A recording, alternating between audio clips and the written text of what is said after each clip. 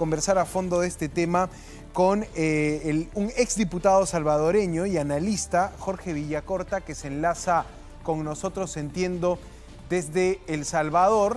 Señor Villacorta, ya lo tenemos en pantalla, le agradezco su tiempo.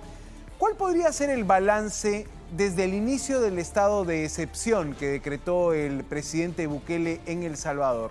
Muy buenas noches, gracias por su tiempo. Buenas noches. Es un gusto y un abrazo a los amigos peruanos que apreciamos tanto.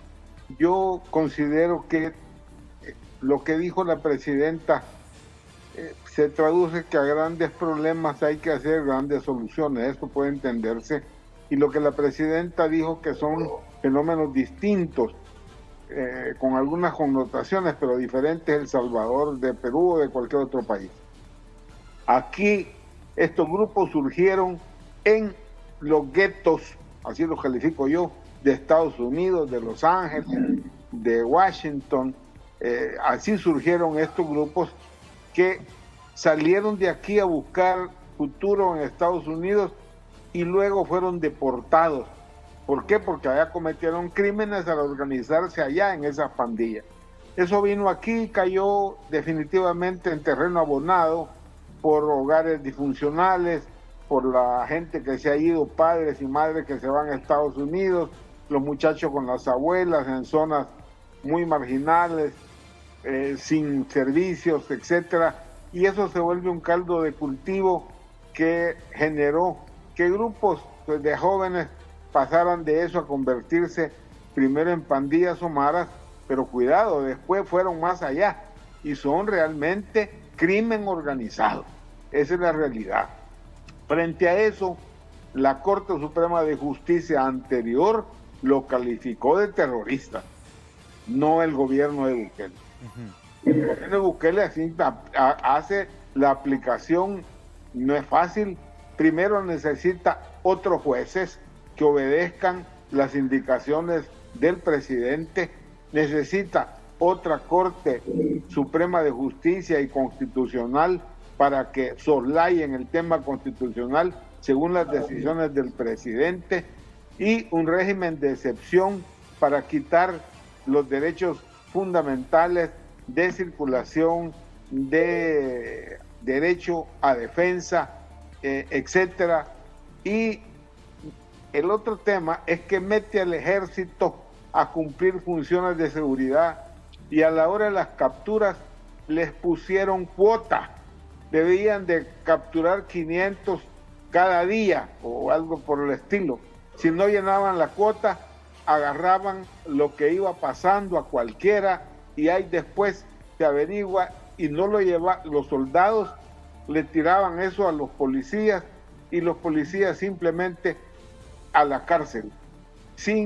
Eso ha traído como consecuencia el que se lleven preso a gente que ni siquiera estaba tatuada. Pero claro, aquí se dijo que había que meter presos no solo a los mareros, sino todos los que hubieran colaborado con él. Y llega un momento en que agreden que usted podía denunciar anónimamente a dónde había mareros o quién era. Eso implica de que cualquiera cogía un teléfono y decía, mire, la señora de la tienda les da de comer, así que es colaboradora. Sí, pero lo que no decían es que la señora de la tienda, los mareros le habían amenazado con matarla si no le daba de comer a 2 o 3 tipos. Eso es colaboración. Entonces, yo quisiera que entendiéramos que este es un modelo donde el derecho penal típico no sirve para aplicarse a grupos terroristas. Habría que haber diseñado una legislación penal especial para los terroristas y de esa manera no romper el Estado de Derecho ni romper todo el resto de condiciones. Cuidado, no es solo un problema de derechos humanos, va mucho más allá, porque la policía y el ejército considera que tiene cheque en blanco para hacer lo que quieran, porque claro, como el presidente también violenta cuando le da la gana la Constitución y la ley, perdónenme, aquí decimos que ya no se llama El Salvador, sino que ¿y qué pues? Porque toda la situación es esa. Claro, el resultado es evidente. Esos grupos pandilleriles, terroristas, no solo tenían extorsión, no solo se mataban entre sí, no solo mataban a quien no pagaba la llamada renta, que es extorsión. La extorsión es terrible en todo sentido, pero peor aún, controlaban la vida de la gente en las comunidades, principalmente en las comunidades menos favorecidas económicamente. Señor Villacorta. El problema es el control de la gente. Ahora bien, si a usted le quitan de encima a ese tipo de gente que lo tenía amenazado, aterrorizado, que no lo dejaban estar en su vivienda, que le llevaban incluso a sacar de la vivienda, ahora al quitárselos, ¿quién no va a estar de acuerdo? Además, ¿quién se va a poner a defender maleantes terribles como estos terroristas? La gente está de acuerdo y con razón. Ahora bien, los costos, mientras no me toquen a mí y mientras no toquen a mi hijo, a mi mujer o a alguien, hay que agarren al que sea, por algo ha de ser. Y entonces ahí se llevan a medio mundo y han aparecido más de 150 muertos en las cárceles, siguen creciendo por las condiciones en que se van. Entonces, el punto es, si se quiere aplicar un régimen de este tipo, primero deben de revisarse la legislación penal de inmediato para construir una legislación que permita legalmente enfrentar una delincuencia como esta, así como es la mafia en Italia. Pues igual manera, tienes que construir un derecho penal especial para eso. Señor Villacorta, a propósito justamente de lo que menciona, si bien tendría que modificarse la legislación para que puedan tener condiciones de luchar contra la criminalidad, en ese marco, ¿cuál es el balance finalmente en El Salvador? Es decir, usted acaba de decir que no solo pasa por un tema de derechos humanos, sino también por un tema constitucional que está traspasando la barrera de lo constitucional y del derecho penal incluso en El Salvador. Pero finalmente, ¿tuvo resultados? ¿Sí se ha reducido la criminalidad en El Salvador?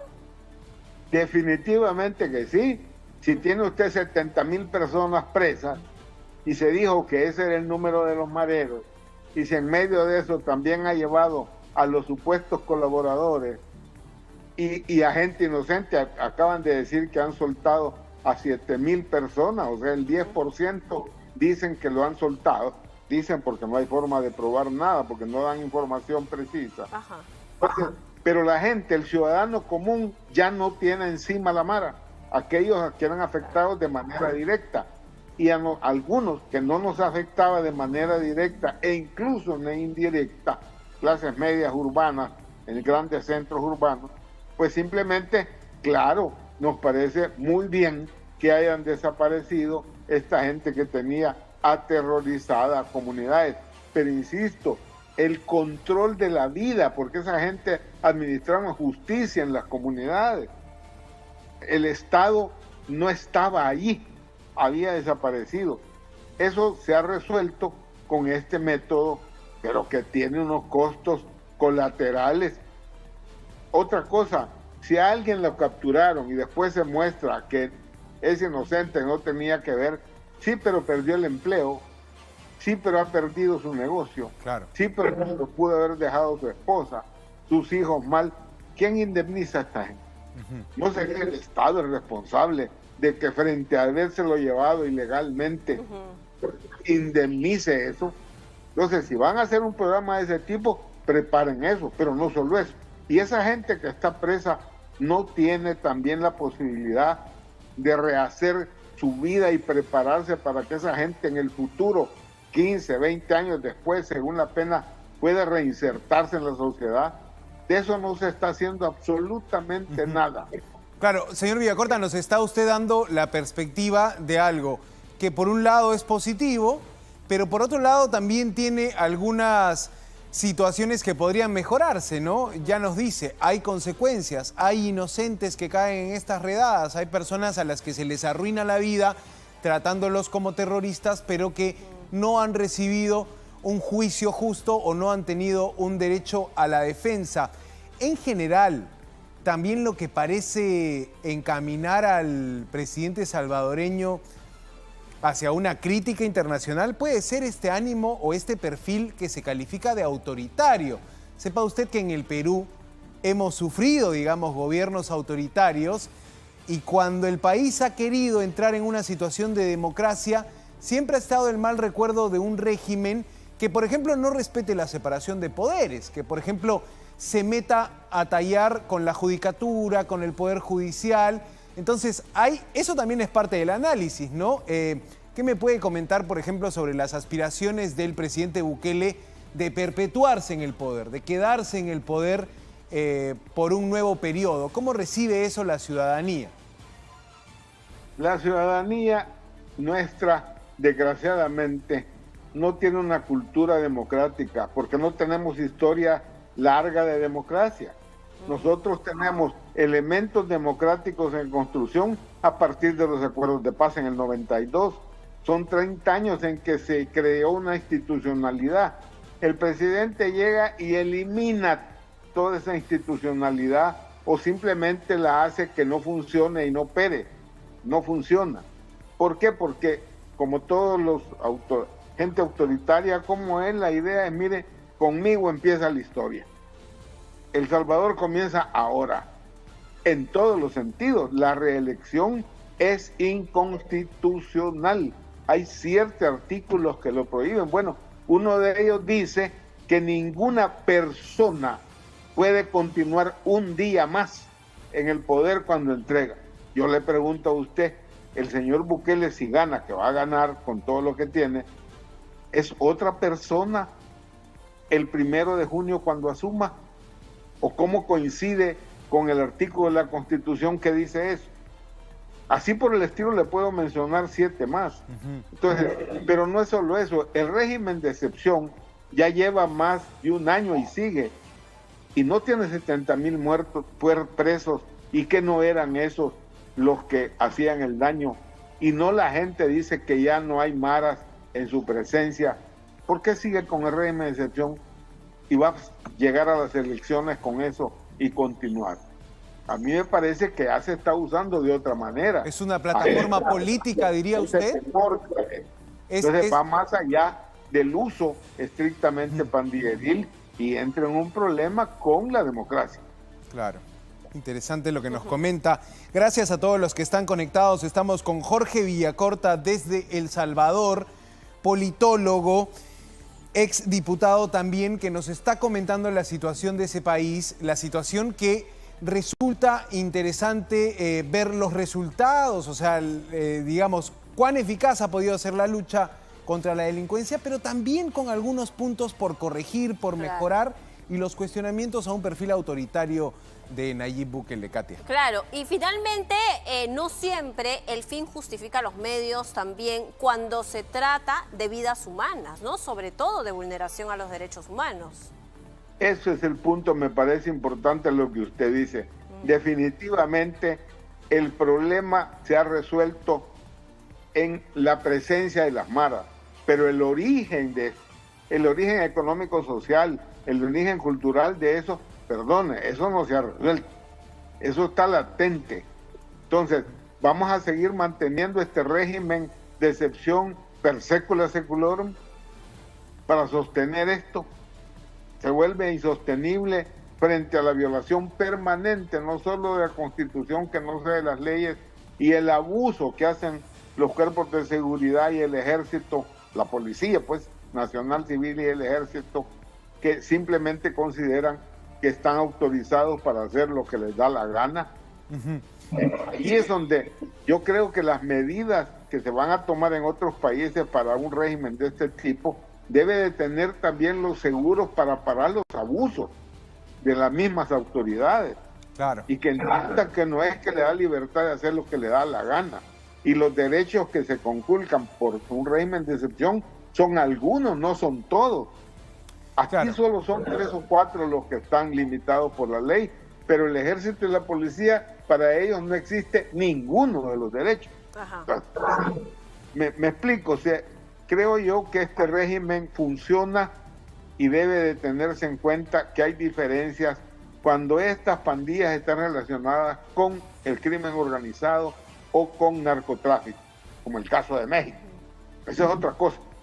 Claro, ahora, La señor gente Villacorta. no está armada como para dar una guerra a otro país. Ahora, ¿cómo ve, y para ir terminando, cómo ve un salvadoreño como usted, con experiencia en política y que está viviendo esta ola política en la figura de Nayib Bukele, cómo ve que su país sea mencionado como ejemplo en otras latitudes, ¿no? Ya le decía que la política peruana está ciertamente remecida por esta mención. ¿Cómo lo toma usted? ¿Cómo lo percibe? ¿Como algo positivo, como algo curioso, como algo histórico? Yo creo de que no hay ninguna duda que la delincuencia y el crimen, y además el crimen organizado, narcotráfico, etcétera, se ha generado en América Latina a niveles inmanejables. Creo que el caso de México es claro. Ahora en Ecuador, con lo que ha sucedido, uno indica esto. Pero eso implica entonces que en cada país tomen en cuenta las condiciones de cómo se origina el fenómeno y de cómo va a enfrentarse, creando una normativa, una legislación con jueces especializados que permita en el marco de la legalidad hacer este combate, pero al mismo tiempo tratando de compensar aquellos errores colaterales para indemnizar a la gente que ha sido afectada, porque siempre va a haber algún costo de este tipo. Y segundo, al final la gente capturada que cumple una pena debe de tener un proceso, en ese proceso de pena, de rehabilitación. Pero todo esto implica un diseño completo. Correcto. No es una cosa que se hace de un día para otro. Claro. Y corresponde a lo que cada país tiene y a qué características tiene cada grupo pandilleril o grupo delincuencial en cada uno de sus países. Insisto, México es el ejemplo más claro. Ahí es evidente la capacidad militar que tienen los carteles. Es una cosa totalmente distinta a un grupo pandilleril como es o era aquí las pandillas que ustedes muy bien han mencionado, a pesar de que los Estados Unidos llegó a decir que la Mara Salvatrucha era un grupo internacional de terroristas y casi lo comparó con Al Qaeda. Correcto. Bien, señor Jorge Villacorta, politólogo salvadoreño, además exdiputado que conoce muy bien la realidad y la realidad profunda de El Salvador. Muchísimas gracias por haber estado con nosotros aquí en Latina Noticias del Perú. Que tenga buenas noches. Gracias. Muy buenas noches y muchas gracias.